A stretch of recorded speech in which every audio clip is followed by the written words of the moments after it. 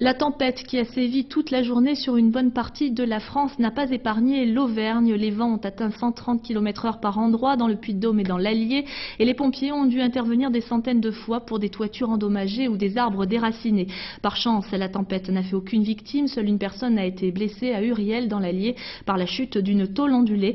En revanche, dans ce département, autour de Montluçon et de Sérilly, les intempéries ont provoqué d'importantes coupures d'électricité, comme ont pu le constater sur place Frédéric Chevalier et Didier Le Pape.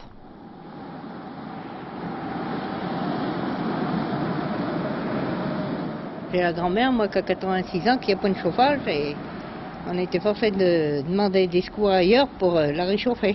Nous, on n'a plus de lumière depuis ce matin 8h30 à peu près. On m'a dit qu'il fallait attendre.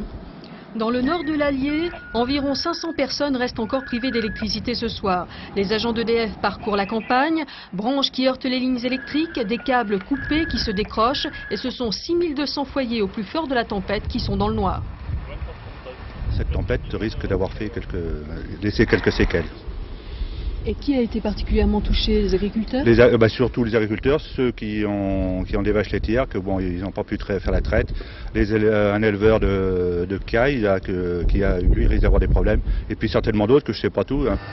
Pour cet élevage de caille, ce sont 3 semaines de travail anéanties, des œufs en couveuse qui n'écloreront pas et des pertes pour cause de stress et d'absence de lumière à une période clé de la croissance des volatiles. Normalement, la température, ça doit être à 37,7. On va voir le résultat, voir ce qu'il y a dans les œufs.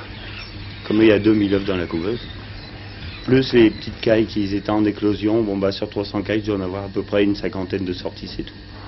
Les dégâts matériels sont importants, des arbres sont tombés en travers des routes, des tuiles ont été arrachées par le vent.